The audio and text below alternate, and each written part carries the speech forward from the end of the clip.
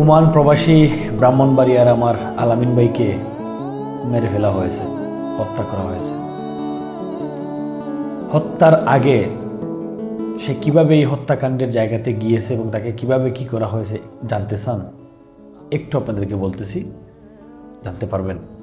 তার আগে বলে নিচ্ছি, এই আলামিন সালতানাত অফ ওমানের বিল্ডিং কনস্ট্রাকশনের ফোরম্যান ছিল। তার আন্ডারে 300-র অধিক মানুষে কাজ করত। তার 8 মাসের একটা বাচ্চা ছিল। তার এই ঈদের পরে, এই রোজা ঈদের পরে তার পরিবারকে ওমানে নিয়ে আসার পরিকল্পনা সে সাজিয়েছিল। সব স্বপ্ন ধূলিসাৎ হয়ে গেছে। সব স্বপ্ন অন্য মানুষের হিংসার কাছে বলি হয়ে গেছে। আপনারা জানেন, এই ওমানে প্রচুর পরিমাণ বিভিন্ন জায়গাতে বিল্ডিং কনস্ট্রাকশন যারা কাজ করে, এই ফোরম্যান মুকাউলদের প্রতি শ্রমিকদের 80%, 100 জনের মধ্যে 80 জন ফোরম্যান এবং মুকাউলের প্রতি তার শ্রমিকদের খুব সবসময় থাকে, ঘৃণায় কাজ করে। অনেক ফোরম্যান মুকাবলকে স্টাফরা পিটানে দিতে চায়, এরা এত খারাপ ব্যবহার করে, এত বাজে জুলম করে। সেই জায়গাতে এই আলামিন ভিন্ন ছিল। আলামিনকে মেরে ফেলার পর তার শ্রমিকদের মধ্যে যে অসহায়ত্ব কাজ করতেছে, তা আমাকে এই ভিডিও বানাতে বাধ্য করেছে। নাহলে এইসব বিষয় নিয়ে ভিডিও বানানো উচিত না বা বানানোর দরকারও না।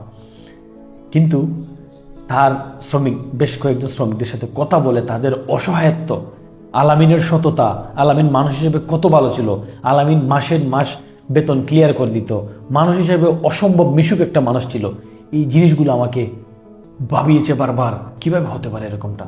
আমি তো জানতাম ওমানে তেমন একটা মুকাবল ফোরম্যানরা এত ভালো হয় না, কিন্তু আলামিন তাদের চেয়ে ভিন্ন ছিল ভাই। এর জন্য একটা কথাই আছে, ভালো মানুষ বেশি দিন বাঁচে না। এর জন্য আলামিনকে মেরে ফেলা হয়েছে। এখন শুনুন আলামিনকে মেরে ফেলার আগের ঘটনাটা। আলামিন যেহেতু অনেক বড় কোম্পানি, ওমানের হুকুমতের কাজ সহ বেশ বড় বড় কাজগুলো সে পাইতো, তার সবসময় লোকের প্রয়োজন হইতো, প্রচুর বড় কোম্পানি তার। ওমানের মাস্কাত থেকে ধরে, সোহার থেকে ধরে, নেজুয়া, আদম, এক কথা বলতে গেলে প্রত্যেকটা স্টেটেই তার কাজ ছিল, যার ফলে সবসময় তার লোকের প্রয়োজন হইতো। তো ঠিক তেমনি গতকালকে আগের দিন রাতে তাকে কল দেওয়া হয়, এক জায়গায় কিছু লোক আছে, 2-3 জন লোক আছে, তাদেরকে এসে নিয়ে যান, আমরা গাড়ি দিয়ে আসতে পারবো না, আপনি এসে নিয়ে যান। তো সে লোক নিয়ে আসতে গেছে, সেখানে এসে শেষ হয়ে গেছে। তো রাত খুব সম্ভবত তার লেবারের ভাষ্য অনুযায়ী রাত 9টা থেকে 10টার দিকে সে লোক আনতে গিয়েছিল। তো লোক আনতে গিয়ে সে শেষ সেখানেই। রয়্যাল ওমান পুলিশ এটার পিছনের কারণ জানার ইনভেস্টিগেশন করতেছে। তার লেবারদের ভাষ্য অনুযায়ী সে অনেক বড় বড় কাজ পাইতো, অন্য মুকাউলরা কাজ কাম পাইতো না, তাই একটা কারণ হতে পারে, হিংসার কারণে হয়তো তারা এরকমটা করছে। সে 12,000, 16,000, 18,000 মিটারের বড় বড় বিগ প্রজেক্টের কাজ পাইতো। তো অন্যান্য যেহেতু পাইতো না, সেক্ষেত্রে এটা একটা হিংসার কারণ হতে পারে। কিন্তু যেহেতু সে হত্যার শিকার হয়েছে, সালতানাত ওমান ওয়ার্ল্ডের মধ্যে সবচেয়ে সেফ স্ট্যান্ড, পিসফুল, শান্তিপূর্ণ একটা দেশ। এই দেশে যেহেতু এই ধরনের কাজকাম হয়েছে, সে ডেফিনেটলি তার জাস্টিস পাবে, আই বিলিভ। ওমান অসম্ভব রকমের রুলস রেগুলেশনের একটা দেশ, সে তার জাস্টিস ডেফিনেটলি পাবে। কিন্তু তার জাস্টিসটা এনাফ হবে না তার বাচ্চার জন্য, কারণ বাচ্চা সেই জাস্টিসকে তো বাবা রাখতে পারবে না। তার স্ত্রী তো সেই জাস্টিস, সে যে জাজ হবে, সেই বিচার হবে, বিচারকে তো আর স্বামী বানাতে পারবে না। তার মা বাবা, তার 300 কর্মীর যে অসহায়ত্ব, সেটা তো আর পূরণ হওয়ার না।